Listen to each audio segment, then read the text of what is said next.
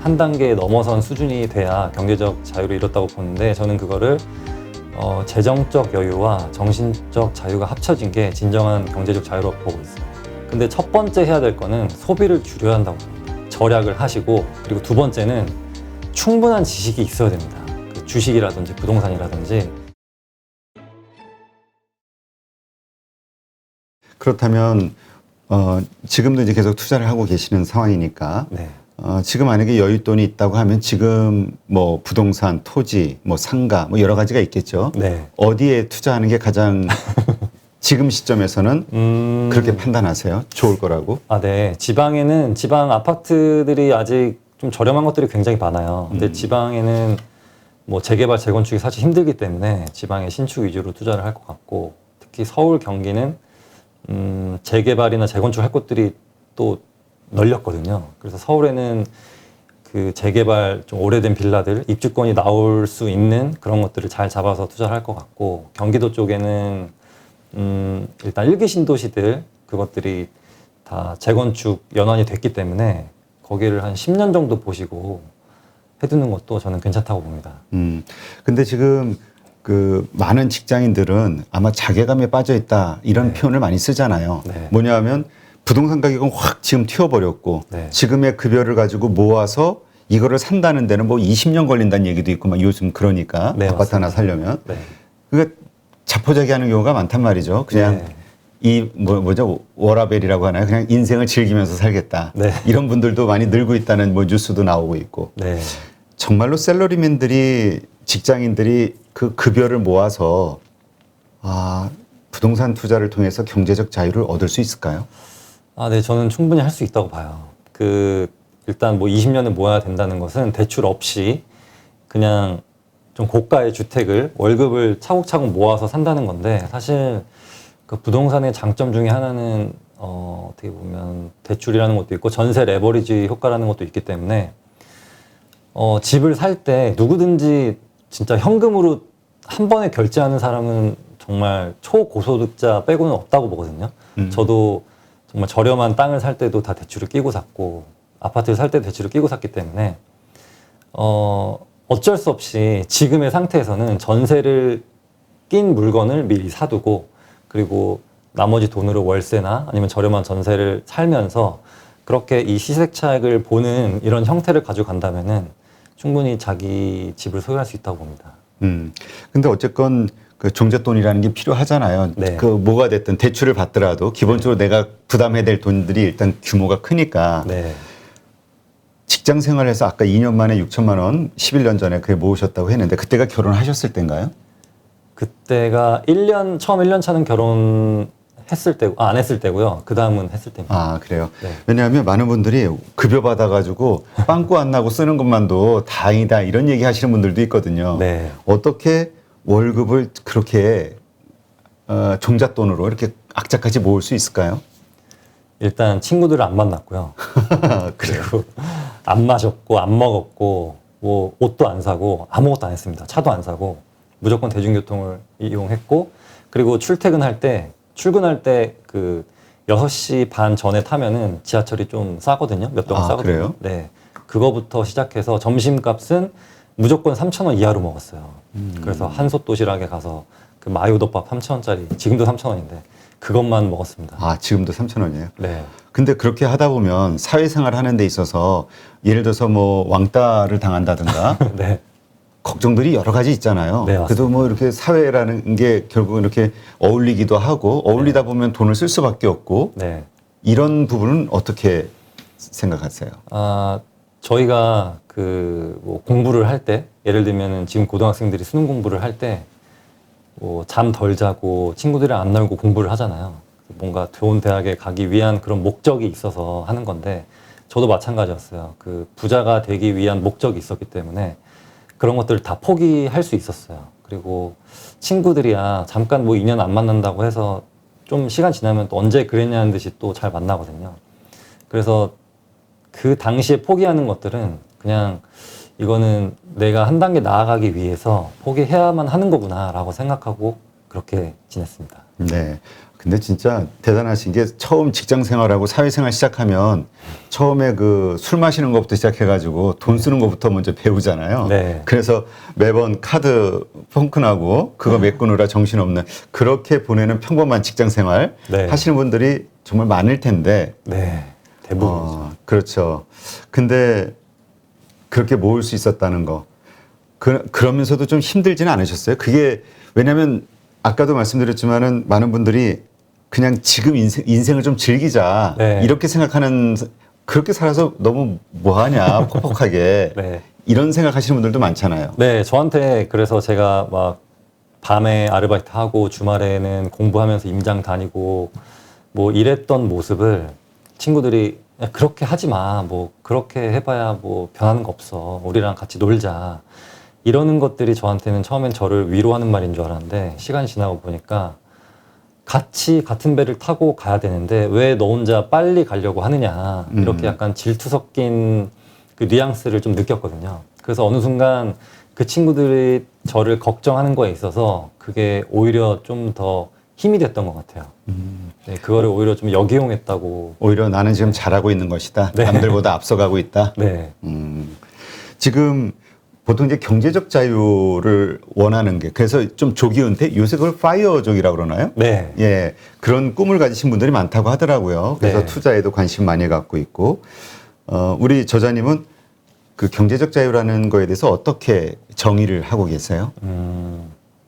제가 본 경제적 자유는 어떤 단순히 돈만 많다고 해서 경제적 자유를 이뤘다고 생각하지 않습니다. 경제적 자유라는 것은 어떤 그 돈에 있어서 그것을 뛰어넘어야 하거든요. 예를 들면 자기가 어떤 새로운 사업을 시작하거나 아니면 무슨 다른 일을 할 때 이게 과연 돈이 될까?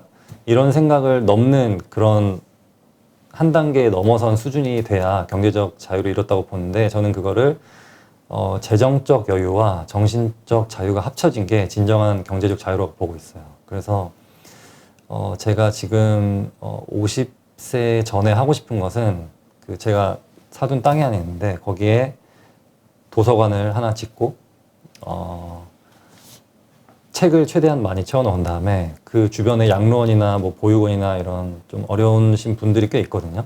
그래서 그분들에게 책을 빌려드리고 아니면 어르신들께는 책을 읽어드리고 또 무슨 책을 읽어야 될지 모르는 청소년들한테는 책을 추천해주고 이런 것들을 할 수 있는 게 어떻게 보면 저의 경제적 자유라고. 그 목표를 위해서 지금 노력을 하고 계시는 거다. 네. 이렇게 보고. 근데 많은 분들이 그냥 산술적으로 이렇게 생각을 해요. 얼마가 있어야 내가 얼마를 돈을 모아야 내가 경제적 자유, 은퇴를 할 것이냐. 네. 뭐 그래서 어떤 언론에 보니까 예전에 뭐 30억으로 얘기하는 것도 있고 10억으로 얘기하는 것도 있고 참 여러 가지가 있는데 네. 그런 그 부분은 어떻게 생각해 보신 적 있나요? 네, 그런 재정적인 면에서 말씀드리면은 300만 예를 들면은 월 300만 원만 있어도 뭐 사치를 부리지 않는 이상 충분히 살 수 있거든요. 월 300. 네, 그래서 월 300만 원으로 살다가 200만 원을 쓰고 100만 원은 저금하고 있는데 갑자기 큰 사고가 나서 큰 목돈이 들어가야 할 때 그럴 때 큰 돈이 필요할 수 있어요. 그리고 이런 돈이란 것은 가치가 계속 떨어지기 때문에 월 300을 몇십 년 동안 유지하게 되면 그거는 나중에는 월 300이 아니라 200, 100이 되거든요. 그래서 사실 그 뭐 매달 300만 원씩 받는다, 어디서 생긴다 이런 것보다는 그런 300만 원을 그 최소한의 인플레이션만이라도 올라갈 수 있도록 유지를 할 수 있는 정도가 되면은 그거는 경제적 자유라고 저는 봅니다. 그러니까 결국은 고정적으로 한 달에 300만 원 정도의 가치를 가진 어떤 파이프라인 네. 이걸 만들어 놓는 거. 네. 근데 그 파이프라인 그 아까도 뭐 부동산 쪽에 뭐 많은 분들 은퇴하실 때 보면 꼬마 빌딩이니 상가 투자니 뭐 이런 것들 통해 가지고 하시잖아요. 네. 월세 받아서 아니면 네. 아파트도 그렇고 월세 받아서 나는 그 생활할 것이다. 근데 이제 세상이 좀 바뀌어가고 있잖아요. 네. 온라인이 점점 그 활성화되고 쇼핑이 네. 그러면서 상가들이 전부 뭐 문을 닫는 경우가 많다 이런 뉴스도 많이 나오고 네. 지금 시점에서 그런 파이프라인을 만들 수 있는 가장 현실적인 방법이 뭐가 있을까요? 뭐 배당주도 있을 것 같고요. 그리고 상가도 그 제가 좀 놀란 게 예전에 미국 출장을 갔을 때 아마존이 온라인 그 플랫폼이잖아요. 네, 근데 그렇죠. 아마존 서점이 오프라인 매장으로 있더라고요. 되게 주요 곳에. 그러면서 거기에 책을 전시해 놓고 팔고 있는데 저는 그 어차피 사람이라는 것은 그 온라인에서만 살 수 없다고 생각해요. 예를 들면 머리를 자르는 거라든지 병원이라든지 뭐 그런 것들은 다 오프라인을 이용해야 되기 때문에 그리고 또 어떤 공유 주방이라든지 진짜 그 정말 외진 곳의 상가들은 도태될 수밖에 없지만 중심 상가들은 오히려 더 임대료가 올라갈 것이라고 봅니다. 아, 그러니까 하되 그런 중심 지역. 네. 그러니까 우리 보통 그 뭐라 그러죠? 1등 우리 주식으로 하면 1등주. 네. 그다음에 아파트 그 뭐라 그러죠? 그 거기도 1등 아파트라고 그러나? 네, 아파트는 뭐 대장 아파트, 예. 그리고 상가는 뭐 검증된 지역이라고 해요. 검증된 지역. 네, 갑자기 떠오른 지역 말고 검증된 지역이라고 합니다. 아, 진짜 그래서 신도시 상가 투자하신 분들이 대부분 큰 손해를 봤다 이런 얘기 있잖아요. 네, 맞습니다. 상가 가격 비싸게 분양받았는데 네. 임대도 안 들어오고 네. 들어와도 금방 망해서 나가고. 네. 그래서 또 이 비슷한 게 지식산업센터라고 있거든요. 아, 그것도 한참 유행이었잖아요. 네. 지자체에서 그 자기 이런 구나 시에 일자리를 늘리려고 지식산업센터 테크노밸리 해가지고 그런 건물들을 굉장히 많이 좋은 조건에 짓고 있어요. 근데 거기에 들어갈 회사는 정작 없어요. 자기 회사들도 인재를 쉽게 구하려면 역세권을 가야 되고 좀 더 중심 쪽으로 가야 되기 때문에 이렇게 점점 더 중심으로 모일 수밖에 없거든요. 근데 계속 자꾸 외곽에다가 어떤 세금 혜택을 준다고 해놓고 그렇게 기업들을 맞이하면은 그 기업은 처음에 한 2년 정도만 있다가 또 다시 나가게 됩니다. 그래서 이런 현상이 계속 반복되고 있기 때문에 어떤 지식산업센터라든지 무슨 분양상가라든지 이런 거는 굉장히 투자에 조심하셔야 돼요. 우리 저자님은 그러면 그 아까 말씀하신 대로 뭐 그런 도서관을 짓고 그런 여유 있는 그런 그 원하는 일을 하면서 살 수 있는 환경을 만들기 위해서 물론 불리시겠지만 네. 결국은 계속 어떤 파이프라인이 있어야 되는 거잖아요. 네. 그 현금이 들어오는 네. 어떠한 식으로 계획을 하고 계세요? 일단 그 제가 건물을 한 두 채 지었다가 둘 다 매도를 했거든요. 아, 그래요? 네, 근데 그걸 그냥 냅뒀으면은 아마 그 파이프라인이 있고 계속 월세가 들어왔을 거예요. 근데 저는 시세 차익을 원했기 때문에. 근데 지금 또 다른 부동산들을 처분하고 어떤 좀 중심지의 건물을 또 하나 매수 계획이 있는데 그렇게 되면은 파이프라인이 생길 것 같아요. 11년 만에 뭐 이렇게 그 건물도 좀 두 번 지으셨고 또 건물 빌딩을 매입하실 정도면 꼬마 빌딩이라고 표현해야 될까요? 네, 맞습니다. 꼬마 빌딩을 매입할 정도로 이 급여로 모으신 거잖아요. 아, 급여로 처음에 모은 거를 부동산 투자로 불려서. 그러니까 불려서 네. 그러니까 급여로 해가지고 이렇게 만드신 거잖아요. 네. 이러한 것들이 지금 직장 생활하시는 젊은 분들한테는 잘 안 와닿을 수도 있거든요. 아, 네. 조금 현실적으로 어떻게 그러니까 지금 시점에서 할 수 있는 네. 그때는 조금 더 싸고 뭐 이런 게 있었으니까 네. 그러나 지금 시점에서도 어떻게 좀 더 현명하게 우리가 돈을 모으고 어떻게 불려나갈 수 있을지 좀 조언을 해 주시죠. 네. 처음에 제가 입사했을 때 월급도 굉장히 낮았어요. 지금 신입사원의 한 절반밖에 안 되는 것 같아요. 아, 그래요? 네. 그래서 저는 얼마든지 기회가 있다고 보고 그때 당시에도 저는 비싸다고 느꼈거든요. 지금처럼. 근데 지금은 좀 더 어떻게 보면 경쟁이 좀 더 치열해진 것 같아요. 이런 방송이라든지 그런 그 무슨 호갱노노나 뭐 그런 어플리케이션들이 워낙 많아져서 시세 파악이 너무 빠르고 그러다 보니까 경쟁이 더 치열해졌는데 그걸 반대로 생각하면은 정보가 많아졌기 때문에 그거를 잘만 활용하면은 얼마든지 접근 가능하거든요. 근데 첫 번째 해야 될 거는 소비를 줄여야 한다고 봅니다. 네, 뭐 차를 사고 좋은 옷을 사고 데이트할 때 한 번 데이트할 때 5만 원씩 쓰고 이렇게 되면은 사실 수능 공부할 때 공부를 안 하는 것과 마찬가지예요. 네, 그래서 일단 절약을 하시고 그리고 두 번째는 충분한 지식이 있어야 됩니다. 그 주식이라든지 부동산이라든지 투자를 하기 전부터 그런 아끼는 그 세월과 동시에 그 시간 동안 도서관이든 서점이든 어딘가에 박혀서 계속 공부를 해야 되거든요. 그리고 또 어떤 좋은 강의를 만날 수도 있고 근데 강의를 들으실 때 그냥 내가 이 강의를 들었다 하고 뿌듯해 하고 끝나면 안 돼요. 그냥 강의를 들으면서 이렇게 메모를 하셔야 됩니다. 저도 예전에 한번 뭐 궁금한 게 있어서 우연히 815 머니톡을 듣게 됐는데 그때 이런 그 노트 한 게 있더라고요. 그래서 저도 그때 주식이 약간 궁금해서 주식에 대해서 좀 이렇게 적어놓은 게 있는데 그게 만약에 제가 주식 투자를 계속 했다면은 그런 노트들이 굉장히 도움이 될 거라고 봐요. 저는 부동산 책을 보면서 그 책들을 보면은 전부 다 이 그런 표시들이 다 돼 있거든요. 그래서 중고도로도 팔 수 없을 정도로 지저분하게 돼 있는데 그런 독서를 하든 어떤 이런 강의를 듣든 다 빽빽히 자기가 언제든지 찾아볼 수 있도록 중요한 내용은 정리를 해주시는 게 좋을 것 같습니다. 네. 지금 일단 첫 번째 돈을 쓰지 말자 네. 이야기하셨는데 네. 이게 특히 젊은 분들, 뭐 나이 든 분들도 마찬가지고 왜냐면 품위 유지라는 게 있잖아요. 우리 부장님들 네. 이러면 아니 밑에 부하 직원들 뭐 아니면은 뭐 친구들 만나면 돈 못 쓰면은 뭐라 그럴까 좀 창피한 거 느낄 수도 있잖아요. 체면치레. 네. 어떻게 다 뭐죠? 그냥 어떻게 다 잊어버리고 돈을 모을 수 있을까요? 안 쓸 수 있을까요?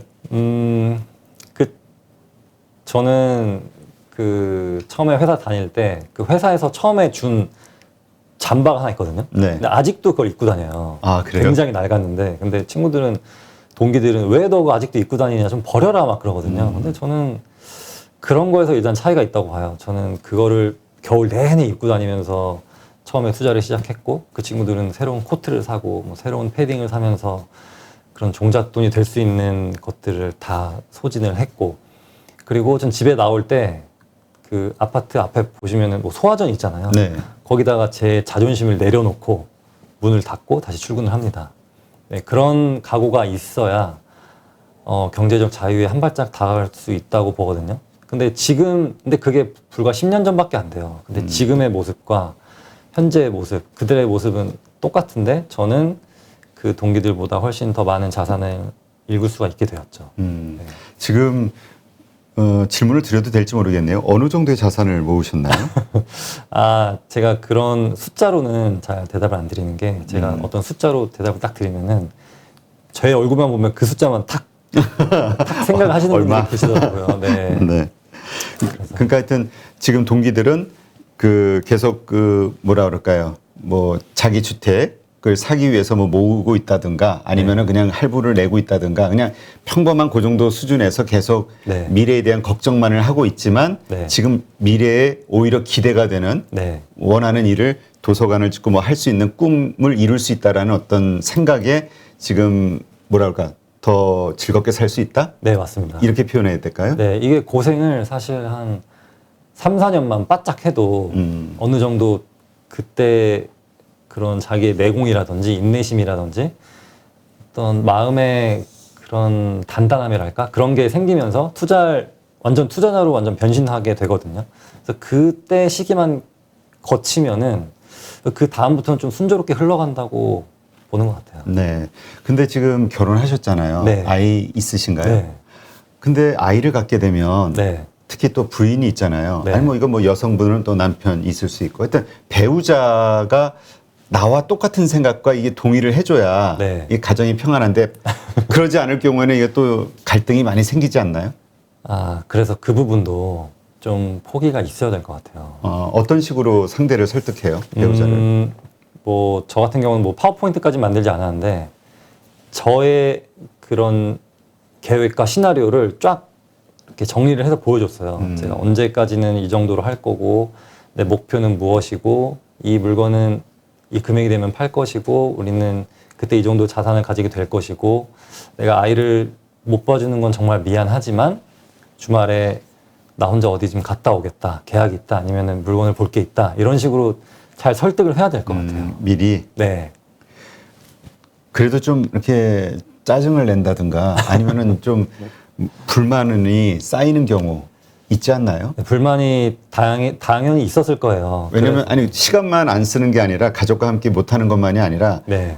돈을 계속 아껴야 될 거 아니에요. 계속 네. 투자를 하기 위해서는. 네, 맞습니다. 그러니까 야, 우리 이제 뭐 집도 있고 예를 들어서 뭐 건물도 이렇게 있었고 했는데 네. 우리 이제 먹고 살 만한데 이제 좀 쓰면서 살자. 이런 얘기 충분히 할 수 있을 것 같은데. 네. 지금은 그 예전처럼 그렇게 막 아끼진 않아요. 어느 정도 그냥 보통 사람들이 쓰는 만큼 쓰거든요. 근데 지금의 저의 모습은 과거에 제가 집에 신경을 못 썼던 게 너무 미안해서 지금은 퇴근하고 나서 온전히 집에만 딱 신경 쓰고 있습니다. 그러면 지금 그러한 생각, 그러니까 우리 저자님이 하셨던 것처럼 하려고 하는 사람들이 네. 있을 거란 말이죠. 네. 근데 지금 걱정되는 것처럼 그 배우자가 그걸 동의를 잘 안 해줄 때 다 네. 이렇게 설명을 했는데도 잘 안 되면 어떻게 해요? 그거는 주변에 어떤 투자라든지 뭐 주식 투자라든지 부동산 투자로 성공한 사람들이 있거나 아니면 사업적으로 성공한 사람이 주변에 있으면 비슷한 또래 그 사람들을 같이 한번 모이는 자리가 있었으면 될 것 같아요. 왜냐면은 사업으로 성공이든 뭐 투자로 성공이든 굉장히 험난한 길들이 있었거든요. 그렇죠. 예, 그 길에는 가정이라든지 뭐 워라밸이라든지 그런 개인이 하고 싶은 그런 욕망들을 다 접어두고 했기 때문에 지금의 성공이 있다고 보는데, 그래서 이거는 어쩔 수 없이 그 거쳐야 하는 과정이다라고 충분한 설명이 필요할 것 같아요. 네. 근데 쉽진 않죠, 아무래도. 그렇죠. 네.